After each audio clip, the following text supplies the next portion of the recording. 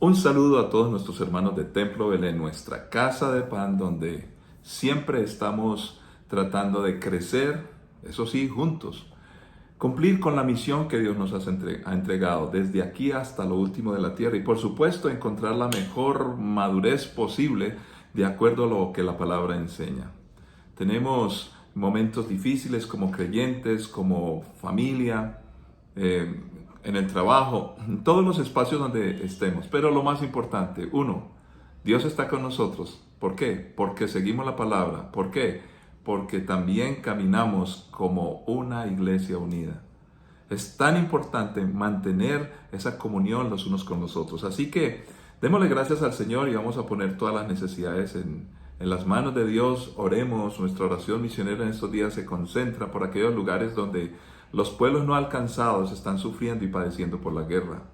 Una Palestina, Israel, y recuerde que cuando hablamos de Palestina, según la Biblia, incluye a Israel. Es importante eso. Las guerras, las ideologías quieren partir este territorio como si fuera de muchos pueblos, pero realmente muchos pueblos siempre han vivido allá.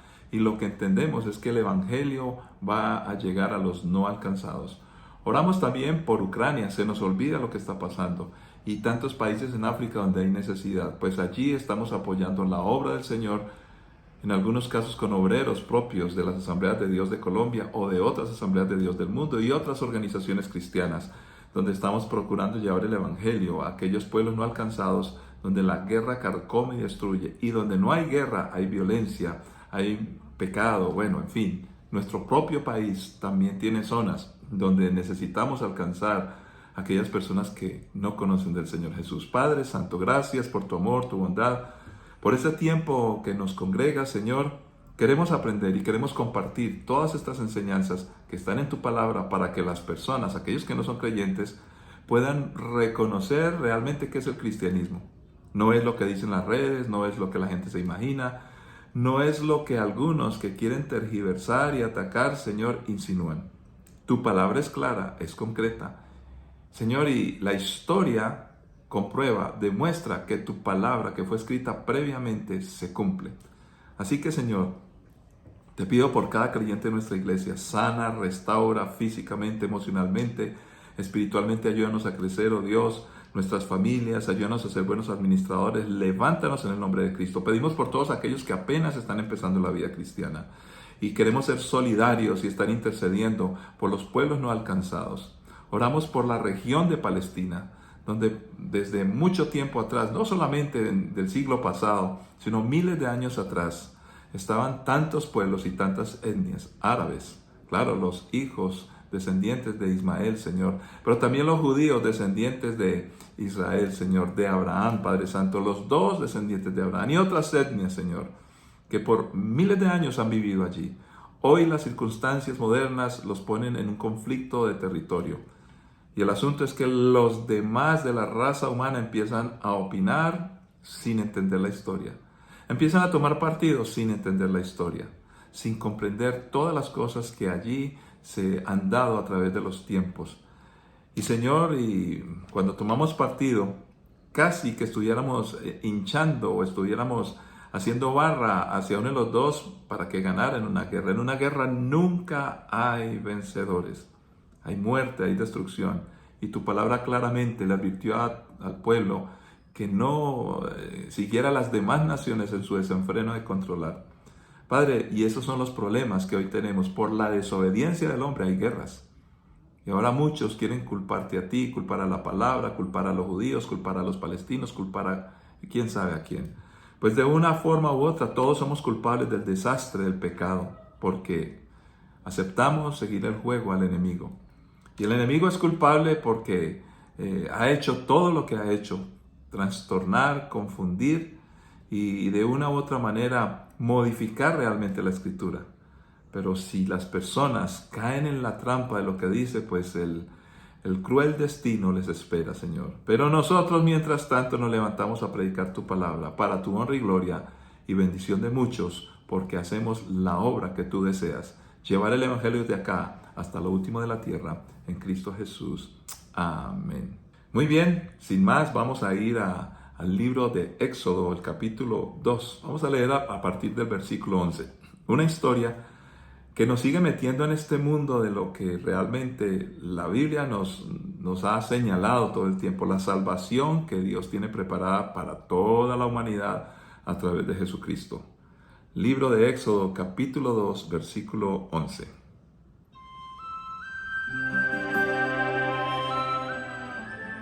Muchos años después, cuando ya era adulto, Moisés salió a visitar a los de su propio pueblo, a los hebreos, y vio con cuánta dureza los obligaban a trabajar.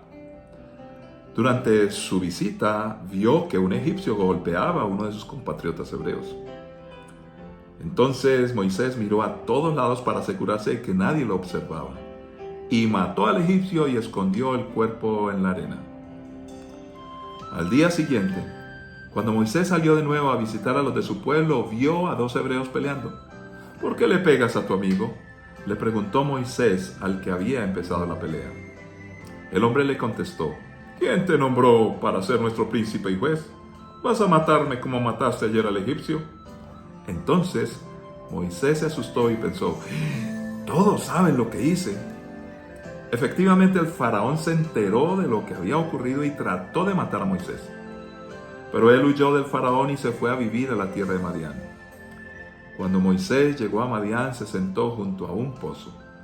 El sacerdote de Madián tenía 7 hijas, quienes fueron al pozo como de costumbre para sacar agua y llenar los bebederos para los rebaños de su padre. Pero llegaron los pastores y las echaron de allí. Entonces Moisés se levantó de un salto y las rescató de los pastores. Luego sacó agua para los rebaños de las muchachas. Cuando las jóvenes regresaron a la casa de Reuel, su padre, él les preguntó: ¿por qué hoy han regresado tan pronto? Un egipcio nos rescató de los pastores, contestaron ellas. Después nos sacó agua y dio de beber a nuestros rebaños. ¿Y dónde está ese hombre?, le preguntó el padre. ¿Por qué lo dejaron allí? Invítenlo a comer con nosotros. Moisés aceptó la invitación y se estableció allí con Reuel. Con el tiempo, Reuel le entregó a su hijo Séfora por esposa. Más tarde, ella dio a luz un hijo y Moisés lo llamó Gersón, pues explicó: he sido un extranjero en tierra extraña. Con el paso de los años, el rey de Egipto murió, pero los israelitas seguían gimiendo bajo el peso de la esclavitud. Clamaron por ayuda y su clamor subió hasta Dios, quien oyó sus gemidos y se acordó del pacto que había hecho con Abraham, Isaac y Jacob. Miró desde lo alto a los hijos de Israel y supo que ya había llegado el momento de actuar. Padre, es tu palabra, y como siempre, Señor, con suma urgencia la necesitamos. Ayúdanos para que podamos caminar en ella, comprenderla y serte fiel, oh Dios, y cumplir con la tarea que tú nos has encomendado. En Cristo Jesús. Amén. Muy bien, encontramos aquí cosas bien interesantes. Un texto histórico que nos empieza a plantear la realidad que tuvo que vivir la nación de Israel, y es el líder tan importante, el gran Moisés. Estamos hablando de fe y estamos hablando de visión. La fe y la visión caminan de la mano, porque no podemos tener fe en algo que no se espera, pero una convicción por algo que es difícil en términos humanos, pero que no se esperaría en términos humanos, pero que en términos espirituales sí podemos esperar. ¿Qué es ese algo que nosotros esperamos? Si hablamos en términos de la nación de Israel, ellos esperaban bendecir a todas las naciones de la tierra, siendo miles de millones, muchas personas. A través de la historia esto se ha venido cumpliendo, y hoy se extiende más aún cuando Dios, por su gracia y por Jesucristo, somos injertados en el olivo. La rama, nosotros los gentiles, ahora formamos parte de ese gran pueblo de Dios. Pero miremos que mantener la fe y la visión clara de lo que Dios ha prometido a tu vida, a mi vida, todo depende de lo que hizo Jesucristo, y también en términos reales y completos de lo que Dios le ha prometido al mismo Abraham. Nosotros somos parte de bendecir todas las naciones de la tierra, por eso somos una iglesia misionera. Además que Dios, desde el Génesis, cuando ocurrió el pecado de Adán y Eva, prometió que iba a haber una victoria. Oh mujer, tu simiente destruirá la simiente de la serpiente. Pero ¿cómo es posible esto? Todo a través de Jesucristo. Lo que pasa es que debemos recordar, mantener esa fe y esa visión intactas. Recordemos cuando Jesús vivió entre nosotros, que Él le clamó al Padre antes de ir a la cruz y dijo: Señor, te pido por los que me has dado, que sean uno, que caminen juntos. Eso fue claro, lo que el Señor Jesús estaba dejando a sus discípulos era una visión clara. Y que caminen juntos y que no se desprendan de la vid, por ejemplo, que es otra figura que aparece en el mismo libro de Juan. ¿Qué estaba haciendo Jesús? Ayudándonos a mantener claramente la fe y la visión. Y esa visión ya se la imparte cuando dice: yendo por el mundo harán discípulos a todas las naciones de la tierra. Recibiréis poder y me seréis testigos desde Judea, Samaria hasta lo último de la tierra. Pero la gran pregunta y realidad hoy es: en nosotros mismos, en nuestra familia y en la iglesia con los que somos cristianos, ¿estamos manteniendo intacta esa fe, intacta esa visión? Miremos las implicaciones. En el caso de Moisés, ya en el punto de esta historia, llevaba 40 años siendo educado en Egipto. Y estaba siendo educado bajo la visión y la fe de los egipcios. Sin embargo, nos dice la Escritura que mantuvo su identidad. Definitivamente, mantuvo su identidad. La gran pregunta que yo me hago hoy: ¿qué estamos haciendo nosotros los cristianos con nuestras vidas? Porque Jesús también, en eso que estoy recordando hoy del Evangelio de Juan, también dijo muy claramente: Señor, no son del mundo, pero están en el mundo, guárdalos del mal. En otras palabras, previó el Señor que mantener la fe y mantener la visión no iba a ser fácil, porque hay muchas visiones, muchos cuadros, muchas voces que nos hablan hoy, pero debemos de mantenernos fieles y sobre todo mantener la identidad como hijos de Dios. Ahora, encontramos aquí lo que le pasó a Moisés. Él ya era un hombre adulto y en su observación, recuerde que él tenía una visión. ¿Cómo mantuvo esa visión del pueblo de Dios con la promesa que el Señor había dado a Abraham? Muy complejo. ¿Cómo se hablaban? Y es lo que yo me pregunto. ¿Cómo se hablaba con su madre, con sus hermanos, con su familia? Pero definitivamente cuando se encuentra con esta injusticia donde están maltratando a su pueblo, él recuerda que es de este pueblo. Y cuando ve esto, él no solamente vio un acto de violencia. Nosotros somos muy reaccionarios y es lo que yo me pregunto: ¿estaba Moisés reaccionando o estaba actuando? Pues vamos a darnos cuenta que reaccionó y ante lo que no le gustó, entonces mató a aquel egipcio. Sin embargo, podría decir que eso es una reacción, pero cuando hablamos de actuar, él tenía clara su identidad y Dios ya estaba empezando a mostrar y mostrarnos a todos nosotros el gran plan que Dios tenía precisamente con esta persona, Moisés, como tiene un plan contigo y tiene un plan conmigo. Ahora, ¿pero qué pasa? No solamente tiene que actuar en medio de un mundo malo y difícil como el de los egipcios, en este caso eran los que los subyugaban, sino que también tiene que entrar a convencer a los propios. Y los propios, como ya le había pasado, por ejemplo, allí a José, ¿se acuerdan cuando él tenía sueños tremendos, pero sus hermanos no lo aceptaban? No fue fácil. En este caso, cuando él va y ve a los hebreos que están peleando y le dice: ¿por qué pelean si somos hermanos? Y dice: usted también nos va a matar como mató al egipcio. Y entonces se dio cuenta Moisés que cuando uno va a actuar en el plan de Dios, pues uno tiene que actuar en medio de una realidad, donde no todos ven lo mismo, donde todos piensan diferente, donde inclusive vamos a peligrar de una u otra manera. Todos lo saben. Y nos dice la Biblia que efectivamente el faraón ya se había enterado. ¿Qué le tocó hacer a Moisés? Huir. ¿Hacia dónde huyó? ¿Hacia dónde se fue? Pues nos dice la Escritura que entonces, dándose cuenta de esto, él huyó del faraón y se fue a vivir a la tierra de Madián. Pero permítame leer algo de la Escritura. Cómo Moisés vivió y se sostuvo en medio de ese mundo difícil. Como dijo Jesús, vuelvo a recordarles: no son del mundo, pero están en el mundo, guárdalos del mal. Miremos el libro Los Hebreos, la carta a los Hebreos. ¿Qué nos dice la Escritura? Fue por la fe que cuando nació Moisés, sus padres lo escondieron durante 3 meses. Vieron que Dios les había dado un hijo fuera de lo común y no tuvieron temor de desobedecer la orden del rey. Fue por la fe que Moisés, cuando ya fue adulto, rehusó llamarse hijo de la hija del faraón. Prefirió ser maltratado con el pueblo de Dios a disfrutar de los placeres momentáneos del pecado. Consideró que era mejor sufrir por causa de Cristo que poseer los tesoros de Egipto, pues tenía la mirada puesta en la gran recompensa que recibiría. Fue por la fe que Moisés salió de la tierra de Egipto sin temer el enojo del rey. Siguió firme en su camino porque tenía los ojos puestos en el invisible. Definitivamente este pasaje ya posterior, por supuesto, en la carta a los Hebreos, nos recuerda a esos hombres y mujeres de gran fe. Por la fe vive y camina el justo. Pero es bien interesante empezar a notar que esa fe estuvo primero en los padres. Hoy nos cuestionamos y nos preguntamos, ¿cómo vamos a hacer los padres cristianos para levantar a los hijos en el temor de Dios sin que se vayan al mundo?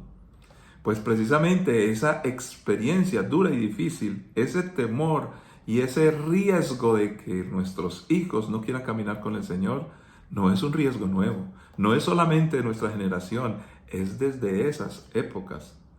Dice la palabra del Señor, fue por la fe que sus padres lo escondieron durante los 3 meses.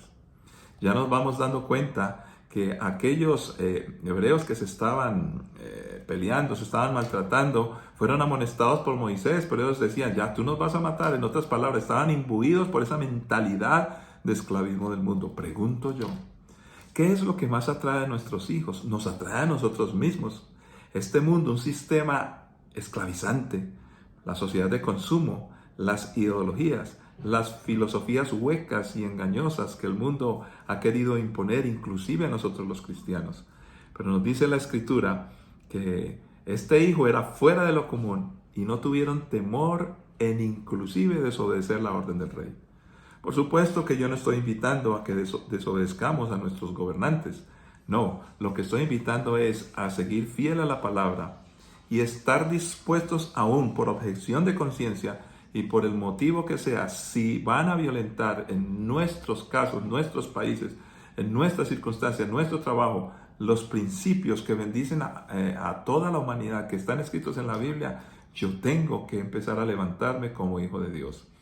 Y por eso es que dice que Moisés, por la fe, esa fe que heredó, rehusó llamarse hijo de la hija del faraón. Esto tiene implicaciones espirituales muy fuertes, porque muchos de nosotros no queremos identificarnos como hijos de Dios y preferimos caminar por el mundo como si fuéramos hijos de esas ideas, esos pensamientos. Preferimos lo que el mundo nos ofrece. Mire que no es nada diferente en aquella época, en la época de nuestro Señor Jesucristo, en la época de hoy, a través del tiempo, el mundo siempre tratará de llamar y atraer, como atrajo las naciones, atrajeron a Israel. Querían ser como las demás naciones. Ese prurito, esa contaminación, ese virus, esa bacteria de pensamiento va a estar también en muchos de nosotros. Que el mundo nos quiera traer y olvidarnos que somos hijos de Dios e irnos a lo que el mundo haga. Pero dice la Biblia, prefirió Moisés ser maltratado con el pueblo de Dios a disfrutar de los placeres momentáneos y muy momentáneos del pecado. Nos invita pues sufrir por la causa de Cristo. Y sufrir por la causa de Cristo no es hacer boberías y tonterías, es entender que si seguimos a Cristo vamos a hacer contracultura. Y yo prefiero eso a recibir los tesoros de este mundo. El problema es que muchos cristianos hoy prefieren no perder los tesoros de este mundo y se van entonces a obedecer al faraón. Fue por esa fe que Moisés salió sin temor del enojo del rey. ¿De qué cosas y de cuántas cosas tú y yo nos tenemos que salir en este momento? Ahora, no tenemos que dejar nuestro país, pero tal vez tenemos algunas asociaciones, algunas formas de pensamiento, algunas prácticas y costumbres que deben parar y cesar inmediatamente porque nos están destruyendo y robando la identidad como hijos de Dios. Y fíjese la invitación la más hermosa, siguió firme en su camino porque tenía los ojos puestos en el invisible. Este libro de Hebreos maravilloso, recordándonos la historia de Moisés, nos dice poner los ojos en el invisible. ¿Cómo lo estamos haciendo nosotros? El autor y consumador de nuestra fe. ¿Cómo nosotros estamos permanentemente firmes y estamos ayudando a nuestros hijos, a nuestras familias, para que miren al amado y que no se desvíen a otras cosas? La visión que tenemos está en Jesucristo. Nuestra fe es por Jesucristo. Ahora bien, permítame concluir con un ejemplo muy de la actualidad. Hoy se habla mucho del feminismo versus el machismo, y de hecho la propuesta filosófica, ideológica, social, o bueno, en fin, o de género, que se está imponiendo desde el lenguaje que nos quieren imponer, ya plantea es una pelea: feminismo, machismo, matriarcado, patriarcado. Y si es un problema que necesita una solución, que yo creo que sí, ¿por qué se expone desde patriarcado y matriarcado, feminismo y machismo? Y entonces, más bien se hacen reclamos, se quiere anular al otro, y el otro le pasó su cuarto de hora y tener reemplazos. Y lo otro, una competencia, porque yo quiero ser como el otro. Yo debo mantener mi identidad, como Dios le permitió a Moisés tener su identidad. Las mujeres trabajadoras en función de la necesidad y su capacidad aparecen en esta historia, porque fueron las mujeres las que les tocó estar muy concentradas allí para cuidar a los niños. ¿Cuántos niños alcanzaron a matar los egipcios? Y aparece en la historia de Moisés unas mujeres protagonistas. Aparecen cuando él nació, está su mamá, está su hermana, está una mujer, la hija del faraón, que de alguna manera Dios le utilizó. Pero luego en su encuentro, cuando Moisés tiene que huir, se encuentra con unas mujeres que estaban allí con las ovejas.